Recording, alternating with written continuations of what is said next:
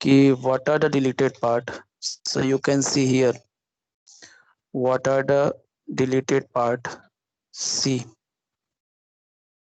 only 2-3 points are deleted in this chapter, that is collision theory and absolute reaction rate theory, and numericals based on activation energy, Arrhenius equation. But that numerical we will discuss. वो numerical हम लोग discuss करेंगे, numerical सारे discuss करेंगे, केवल ये दो theory नहीं पढ़ेंगे बस। थियरी भी ओवरव्यू दे ही देंगे, लेकिन मतलब डिटेल में नहीं पढ़ेंगे। बस ये दो चीजें आपके इस सेशन में नहीं है। ये चैप्टर इंपॉर्टेंट चैप्टर है और इसके सारे न्यूमेरिकल हम लोग सॉल्व करेंगे, कोई ऐसा नहीं है जो छोड़ेंगे। So we are going to start the chemical kinetics. So once again, Jai Hind and good morning everyone. In chemical kinetics what we are going to discuss, जो भी आपने अभी तक पढ़ा, फिर से मैं वही आपको स्टार्ट की बातें फिर से रिवाइज कर रहा हूँ। There is no any relation with this chapter to the any of the rest of the chapter of chemistry. किसी भी चैप्टर से कोई रिलेशन नहीं है, क्योंकि थोड़ा सा टॉपिक आपको मैच करेगा, कैटालिसिस, कैटलिस्ट। बाकी आपने ऑर्गेनिक पढ़ा, यहाँ उससे कोई मतलब नहीं है। आपने इलेक्ट्रोकेमिस्ट्री पढ़ा, आपने जो है सॉलिड स्टेट देखा, कुछ कोई मतलब नहीं है।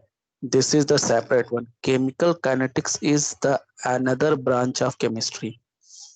जैसे इलेक्ट्रोकेमिस्ट्री था, वैसे chemical kinetics is the branch of chemistry in which we will discuss about the rate of the reaction and the factors affecting the rate of reaction.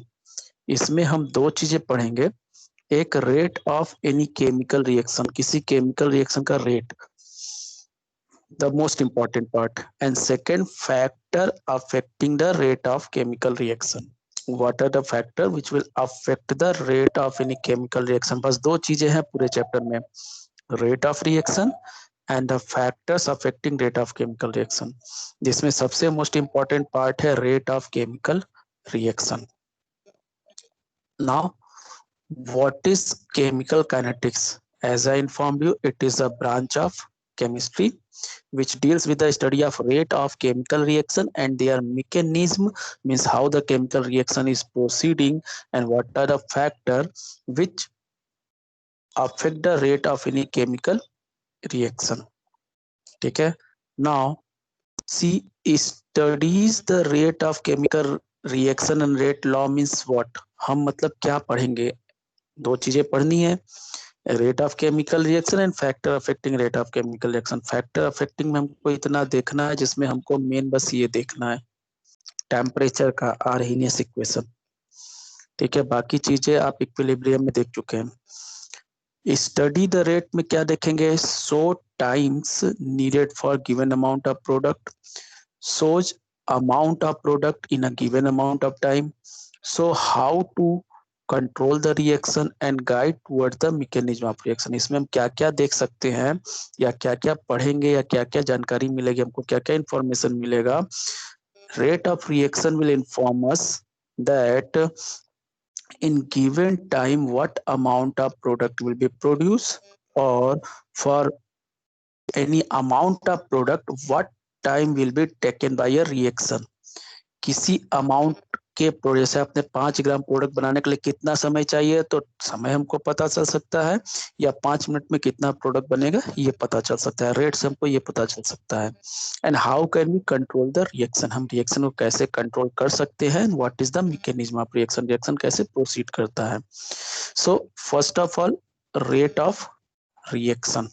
Rate of reaction definition क्या होता है rate of reaction का। So what is rate of reaction?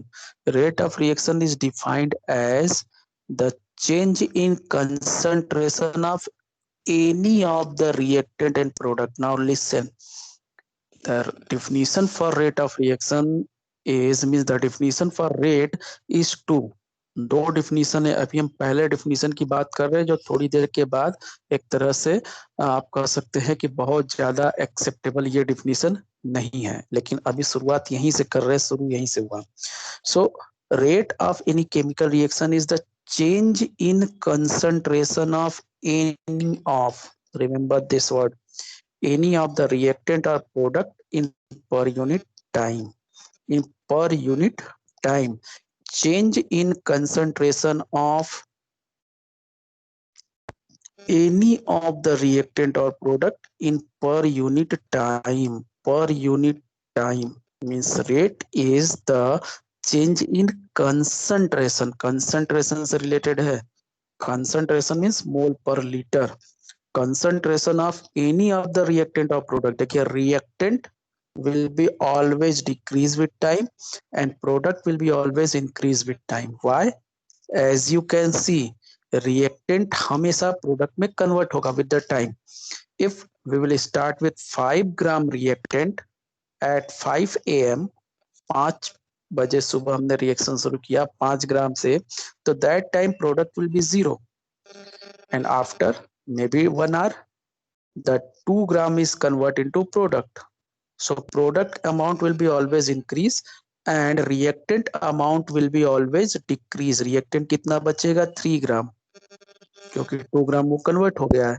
तो reactant will be always decrease with time and product will be always increase with time in any of the chemical reaction. किसी भी chemical reaction में अगर वो chemical reaction हो रहा है, reversible की बात नहीं हो रही है, बैकवर्ड की बात नहीं हो रही है, आप जब रेट की बात करते हो तो एक डायरेक्शन में जाते हो, या तो फॉरवर्ड जाओगे या तो बैकवर्ड जाओगे, और जिस डायरेक्शन में जाओगे उसके अपोजिट साइड को रिएक्टेंट कहा जाता है. If you will go forward तो बैक वाले को रिएक्टेंट कहा जाएगा और सामने वाले को प्रोडक्ट कहा जाएगा. If you will go backward so back वाले को रिएक्टेंट कहा जाएगा और सामने वाले को प्रोडक्ट कहा जाएगा.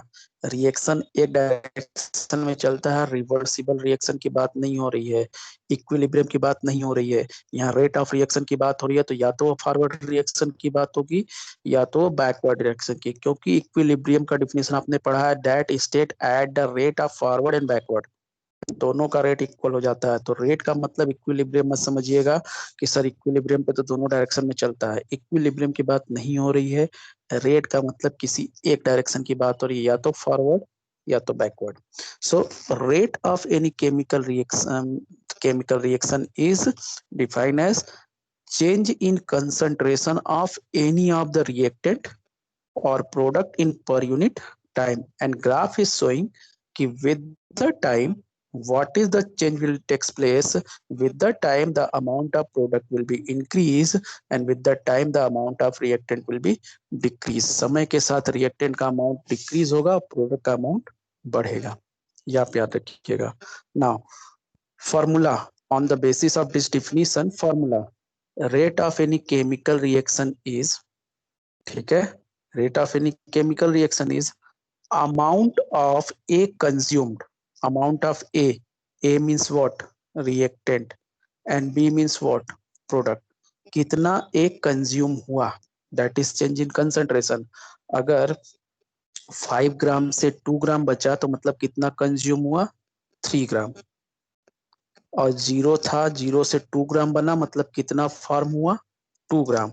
सो प्रोडक्ट में लिखा है amount of B produce. Amount of B produce का मतलब है प्रोडक्ट कितना बना, या तो ये ले लीजिए, या तो amount of A consume, reactant कितना कंज्यूम हुआ, divided by time taken, because per unit time is the word. Per unit time मतलब 1 मिनट में भी हो सकता है रेट, मिनट के टर्म में, सेकंड में भी पूछ सकता है सेकंड के टर्म में,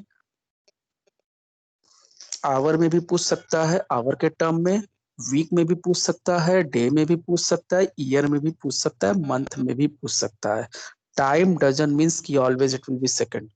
टाइम का मतलब ये नहीं है कि हमेशा ये सेकंड में होगा. मे बी 2 मोल पर मिनट हुआ, मे बी 2 मोल पर सेकंड हुआ, may be 2 mole per day हुआ, मे बी 2 मोल पर वीक हुआ, may be 2 mole per month हुआ, may be 2 mole per year हुआ. That time will be according to the given value, दिए गए वैल्यू के अकॉर्डिंग हुआ, क्योंकि rate some of the reaction are proceed immediately within a microsecond, some of the reaction will proceed in many years. So हर reaction के लिए rate का जो टाइम होगा, टाइम की जो यूनिट होगी वो डिफरेंट हो सकती है. So rate is denoted by small R, not capital R. Capital R symbol होगा रिएक्टेंट का, याद रखिएगा। कैपिटल आर जहां जहां मिलेगा वहां सिंबल होगा रिएक्टेंट का।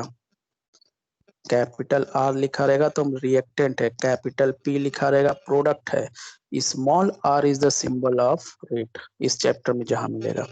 सो now see there is a reaction A converted into B, A B में कन्वर्ट हो रहा है, A is reactant, B is, so rate of disappearance of A, मतलब कितना ए डिसअपियर हो रहा है, मींस डिसअपियर होने का मतलब क्या है, कितना ए कंज्यूम हो रहा है या कितना ए बी में कन्वर्ट हो रहा है। So that is change in concentration of A, change in concentration of A. यहाँ पे दो सिंबल है, एक डी है और एक डेल्टा है। ये सिंबल क्यों लगा है डी और डेल्टा वही पता चलेगा, पहले आप इसका मतलब, दोनों का मतलब केवल ये है change in, and square bracket का मतलब आपको पता है इक्विलिब्रियम से बताया गया, एक्टिव मास या कंसंट्रेशन, स्क्वायर ब्रैकेट कंसंट्रेशन को डिनोट करता है। So change in concentration of A मतलब ए का कितना चेंज हुआ, कंज्यूम हुआ या बी में कन्वर्ट हुआ, जो भी आप कहें। So minus D concentration of A by D T और minus delta concentration of A by D T. Delta या डी का मतलब है चेंज इन, ठीक है।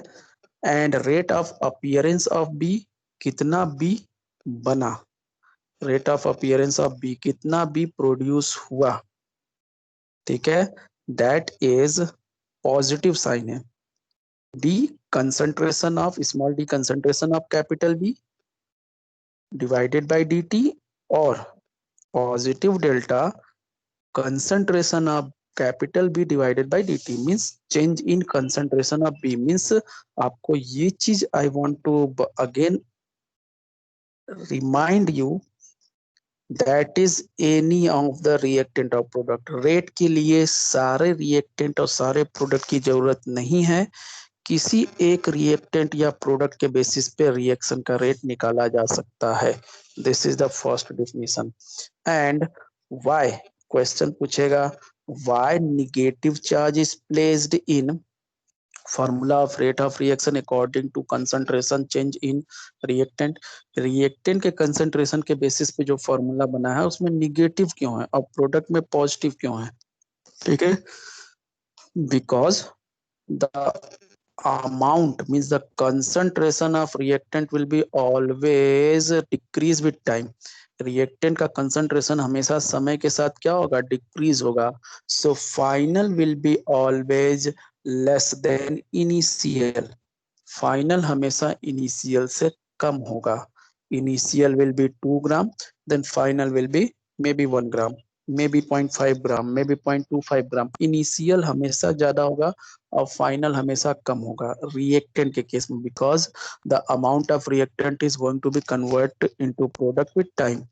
सो when we will find the change in concentration of reactant, then that will be final minus initial, so it will comes negative। ये क्या आएगा, हमेशा वैल्यू निगेटिव आएगा। the value for change in concentration of reactant will be always comes negative, due to which the rate of reaction becomes negative, but rate of a chemical reaction can't be negative। किसी भी chemical reaction का rate negative नहीं हो सकता। to make the rate of reaction positive, this -1 is multiplied already in the formula of concentration of reactant। Reactant के concentration वाले formula में -1 का मल्टीप्लाई पहले से केवल इसलिए किया गया है कि if we will identify the rate of reaction on the basis of concentration of reactant, then concentration of reactant will decrease with time। It means the change in concentration of reactant will always comes negative, due to which rate of reaction comes negative, but rate of reaction can't be negative, that should be positive। To make the rate of chemical reaction positive, -1 is multiplied in the formula of concentration of reactant. That's why minus sign is already there. Now, unit of rate. Rate की unit क्या होगी? Rate की unit, remember, छोटी छोटी चीजें हैं, अगर वो समझ में आएगा तो पूरा चैप्टर बहुत इजी हो जाएगा. अभी हम रेट की बात कर रहे हैं. Unit of rate of a chemical reaction. किसी केमिकल रिएक्शन के रेट की यूनिट क्या होगी?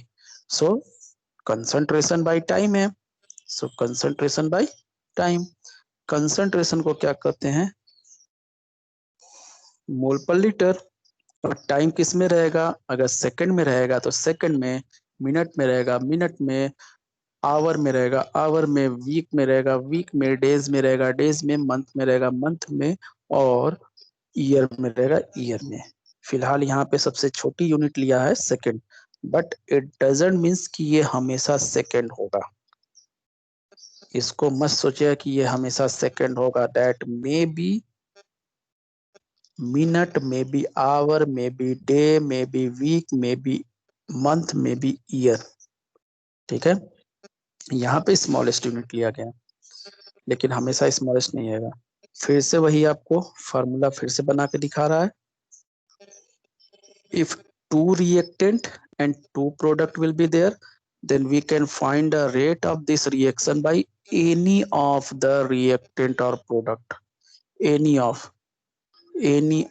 Remember this word. हमको पूरे की जरूरत नहीं है, किसी एक का इंफॉर्मेशन चाहिए और we will find the rate. ठीक है. ए के लिए क्या फॉर्मूला बन जाएगा? दैट इज रिएक्टेंट है, यही चीज आपको देखना है बस.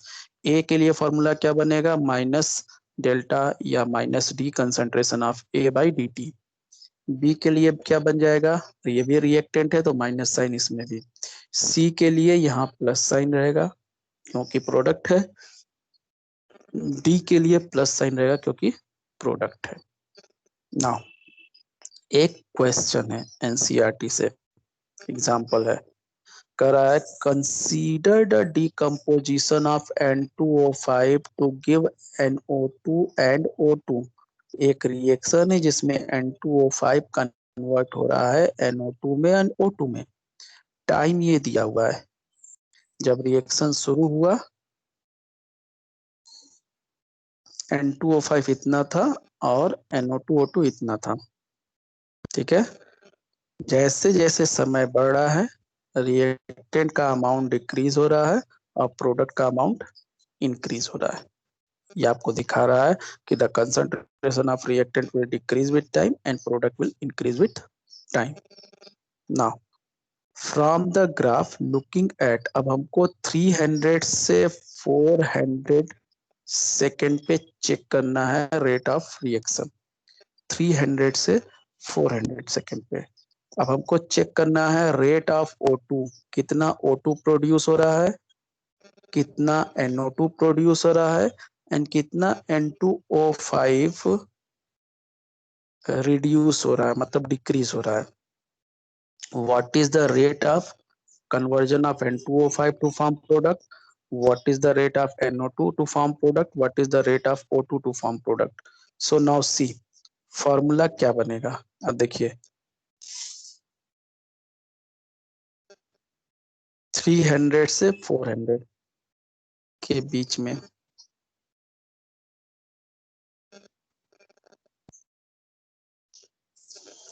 300 से 400 के बीच में. सो सी 300 से 400 के बीच में O2, rate of O2. O2 के फॉर्मेशन का रेट क्या हो जाएगा? Change in concentration of O2 by time. Time तो सबके लिए 100 सेकेंड हो गया. Change in concentration of O2. O2 के कंसंट्रेशन में कितना चेंज हुआ? 0.0040 से 0.0049, मतलब कितना चेंज हुआ? 0.0009 माइनस कर देंगे, फाइनल माइनस इनिशियल, तो 0.0009 ये आपको दिख रहा है. नेक्स्ट NO2, सो 0.0197 है फाइनल, 0.0 115 है इनिशियल, तो कितना हो गया 280, 0.0082, 0 पॉइंट गलत हो सॉरी 115 मैंने कर दिया, इट्स 160,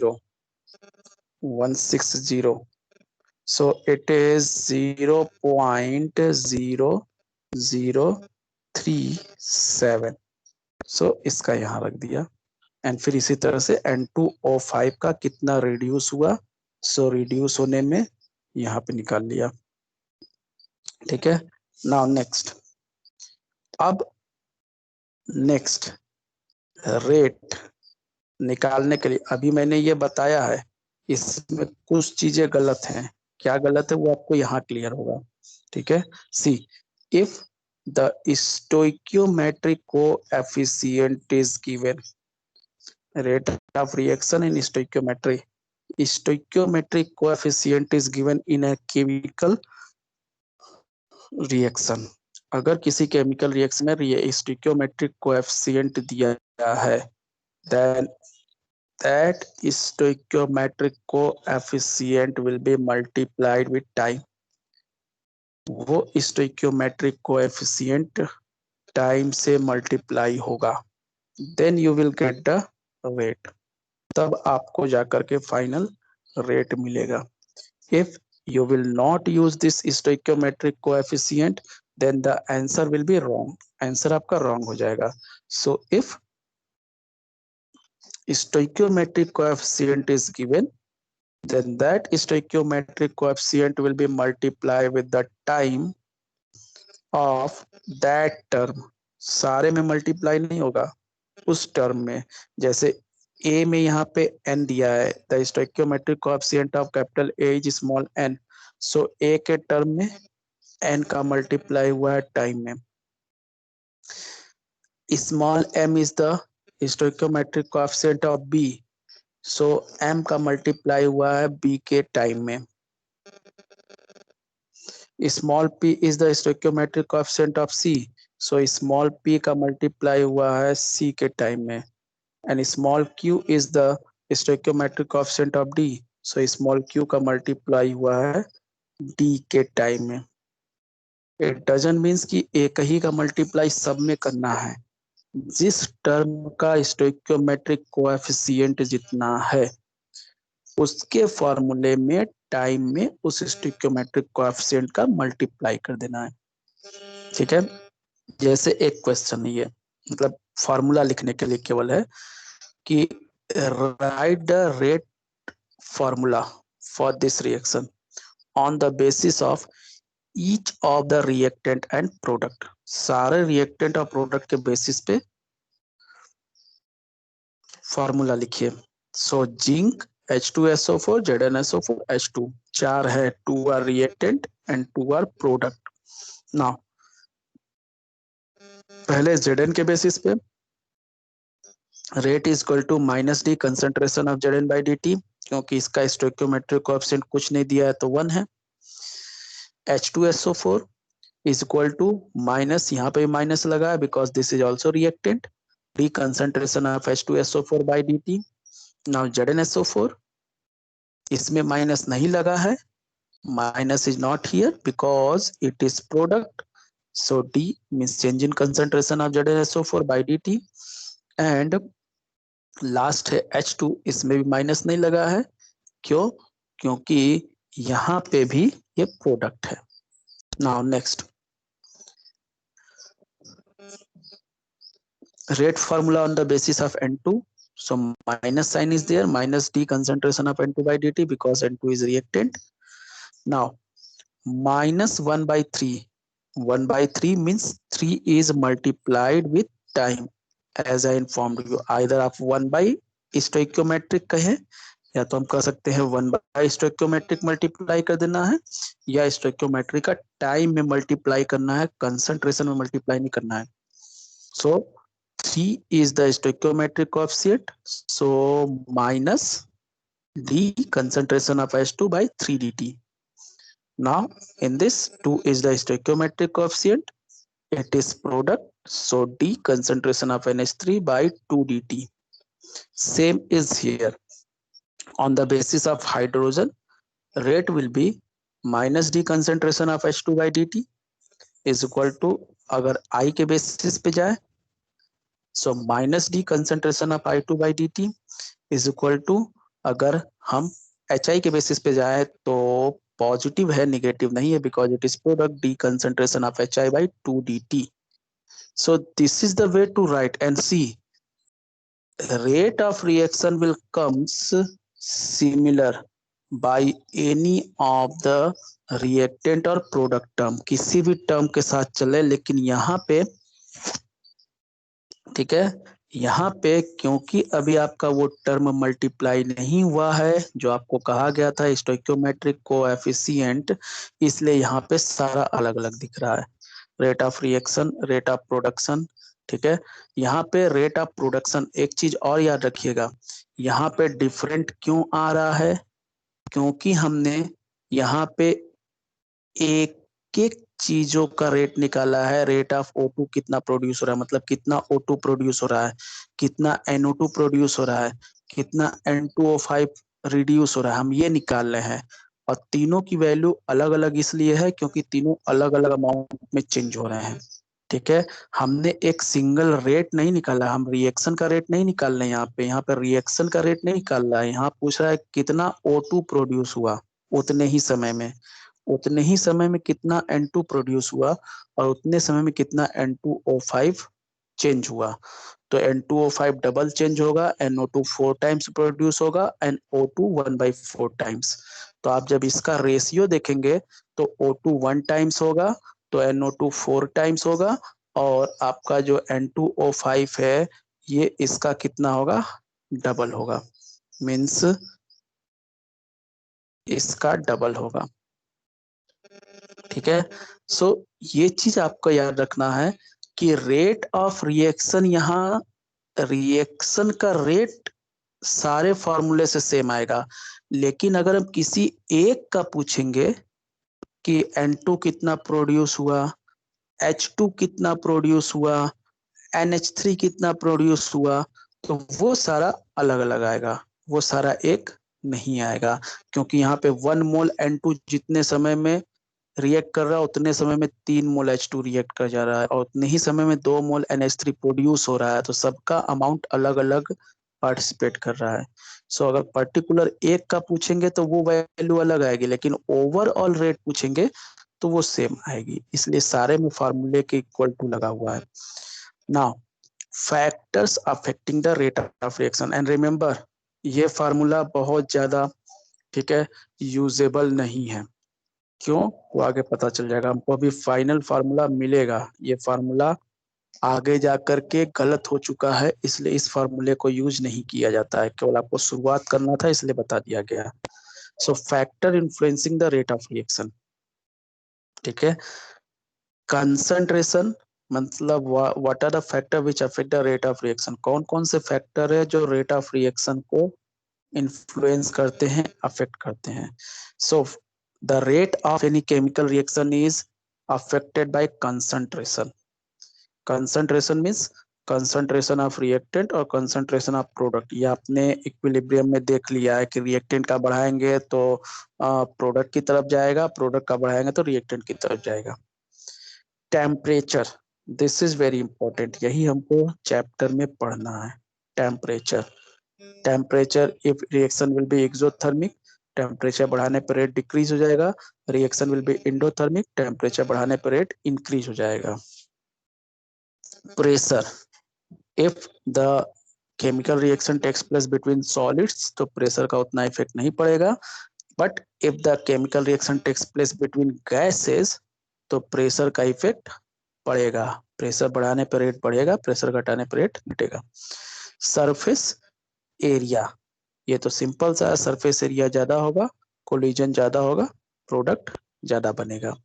कैटलिस्ट, कैटलिस्ट के बारे में आपको कहा जाता है कि catalyst increase the rate of reaction, आपको पहले बता दिया गया है कि हम लोग जब पढ़ते थे तो कहा जाता था change the rate of reaction, मतलब या तो बढ़ा दे या तो घटा दे, but according to CBSE catalyst are only those which increase the rate of chemical reaction.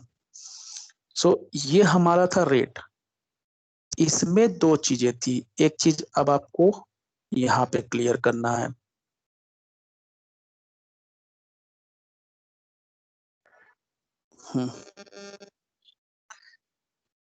ये जो रेट हम पढ़ रहे थे, ये रेट केवल आपको बिल्कुल मतलब सिंपल इक्वेशन के लिए यूज होता था। जैसे इक्वेशन थोड़ा कॉम्प्लिकेटेड हुआ, स्टेप्स मल्टी स्टेप रिएक्शन आए, ये सारा थियरी आपका फ्लॉप हो गया।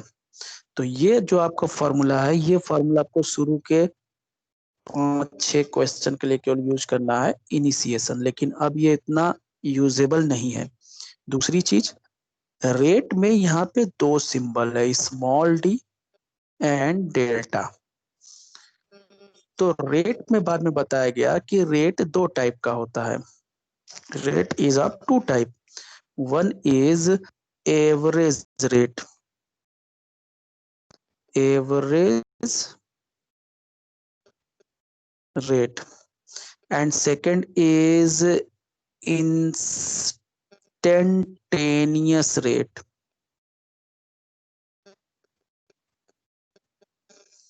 एक एवरेज रेट, एक इंस्टेंटेनियस रेट। एवरेज रेट के लिए सिंबल होता है स्मॉल आर के बेस पे एवीजी, और इंस्टेंटेनियस एवीजी, ये एवीजी है, एएनजी नहीं, एवीजी।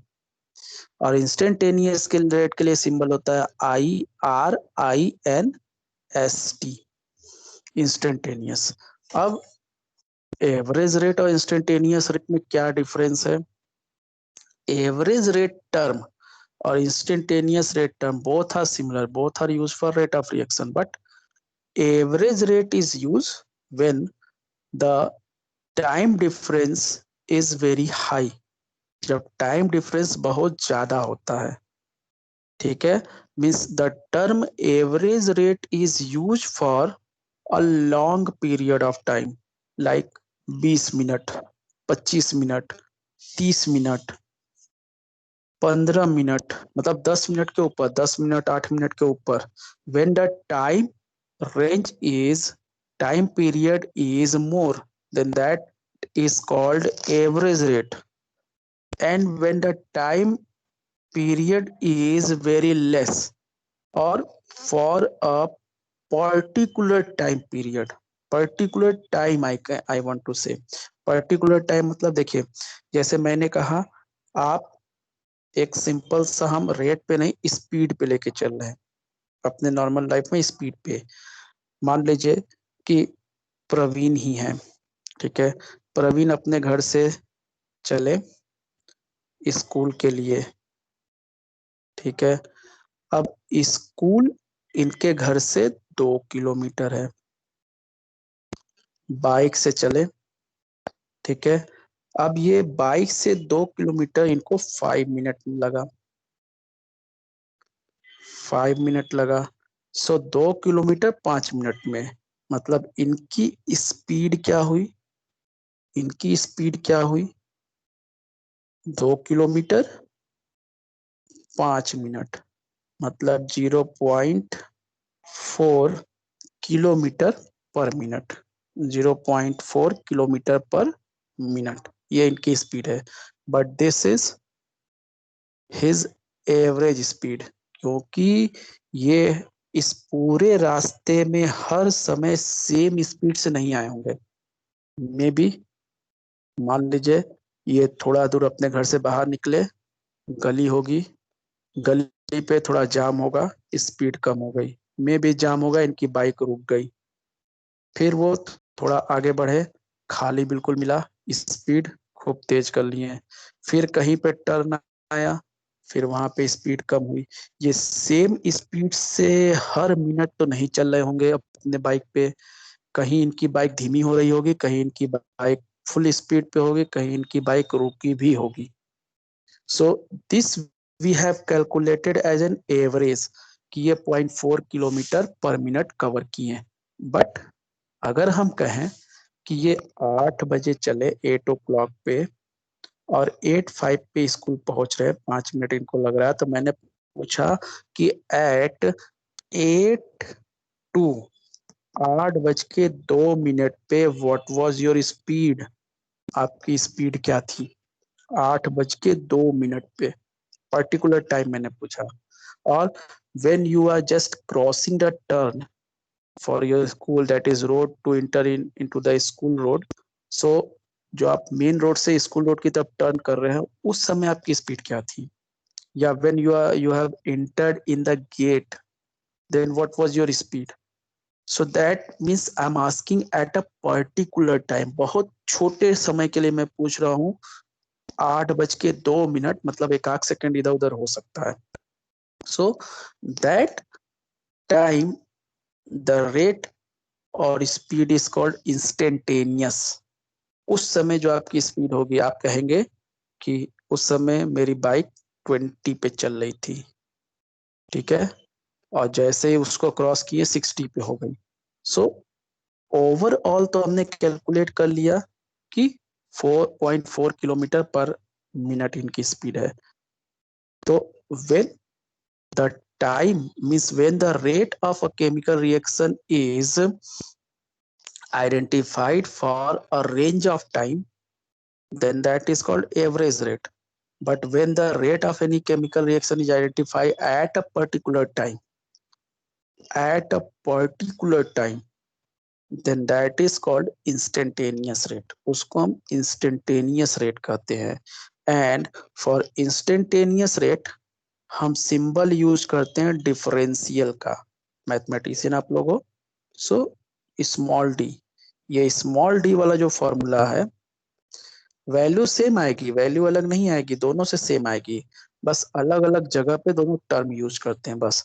वैल्यू इससे नहीं है कि इससे वैल्यू अलग आ जाएगी, इससे वैल्यू अलग आ जाएगी, ऐसा कुछ नहीं है, वैल्यू सेम आएगी, केवल हम टर्म अलग अलग यूज करते हैं, दोनों का मतलब अलग अलग है, ठीक है, दोनों की मीनिंग अलग अलग है, दोनों को यूज अलग अलग समय पे करेंगे। आर इंस्टेंटेनियस, इंस्टेंटेनियस रेट के लिए यूज करते हैं formula small D concentration by dt, और एवरेज रेट के लिए यूज करते हैं डेल्टा। यूज हमको यही करना है, क्योंकि हमसे जब भी पूछेगा 2 minute, 4 minute, 5 minute, 100 second, 200 second का, एट अ पर्टिकुलर टाइम कोई नहीं पूछेगा, ठीक है। लेकिन आपको ये बताया जा रहा है कि रेट जो होता है दो टाइप का होता है, instantaneous rate, average rate, both are similar, दोनों सेम है, ठीक है। बट इंस्टेंटेनियस टर्म यूज होता है जब किसी एक पर्टिकुलर समय के लिए पूछते हैं, और एवरेज टर्म तब यूज होता है जब हम किसी एक पर्टिकुलर टाइम पीरियड के लिए पूछते हैं, टाइम इंटरवल के लिए पूछते हैं। तो हमारे में जितना फार्मूला है वो टाइम इंटरवल वाला है, पर्टिकुलर टाइम पे नहीं है। सो इंस्टेंटेनियस रेट हमको कहीं यूज नहीं करना है, हमको टाइम पीरियड में एवरेज यूज करना है। So this is about the rate of reaction and formula how we will write average rate, instantaneous rate, and factor affecting the rate of reaction. What are the factor which affect the rate of reaction? Now tomorrow we will start the real rate of reaction, that is rate law. कल हमारा इस chapter का main topic शुरू होगा। whatever we had discussed today, that is just for 1 mark, और may be exceed किया तो 2 mark, नहीं तो 1 मार्क। वो चीजें केवल इंट्रोडक्शन थी, जैसे मैंने आपको बताया कार्बोहाइड्रेट की डिफिनीशन पहले कुछ और थी, अब कुछ और है ओरिजिनल में। सो वैसे रेट का जो हमको एक्चुअल मिलेगा वो मिलेगा। अब आपको ये दोनों साइंटिस्टों ने नाम सुना होगा अपने इक्विलिब्रियम में भी, वहां पे इस टॉपिक का नाम था लॉ ऑफ मास एक्शन, यहाँ पे इसी टॉपिक का नाम है रेट लॉ। इन दोनों साइंटिस्ट ने कहा कि rate of a chemical reaction doesn't depend on the concentration of product, product के कंसंट्रेशन पे डिपेंड करता ही नहीं, क्योंकि प्रोडक्ट तो उसमें बन रहा है। Rate of a chemical reaction is depend on the reactant, ठीक है, रिएक्टेंट। बाद में इनके चीजों को तोड़ मड़ोड़ के बाद में कहा गया कि प्रोडक्ट पे डिपेंड करता है, लेकिन हम आपको बता दे रहे हैं, आपके न्यूमेरिकल में, आपके बुक में कहीं प्रोडक्ट का इंफॉर्मेशन नहीं है। सो अगर कहीं पे ये वाला लाइन आपको मिलेगा तो आप इसको नेग्लेक्ट कर दीजिएगा। हमारा मेन बस रिएक्टेंट है, मेन रिएक्टेंट है, प्रोडक्ट पे डिपेंड नहीं करता है। इनका कहना है कि rate of chemical reaction doesn't depend on the product, it depend on the reactant. Reactant पे डिपेंड करता है, प्रोडक्ट वाली हम क्या कर देंगे, चीजों को कैंसिल करेंगे। ठीक है, और इस प्रोडक्ट का मतलब वो प्रोडक्ट नहीं है जो बन रहा है, इस प्रोडक्ट का मतलब है मल्टीप्लाई। इस प्रोडक्ट का मतलब बनने वाला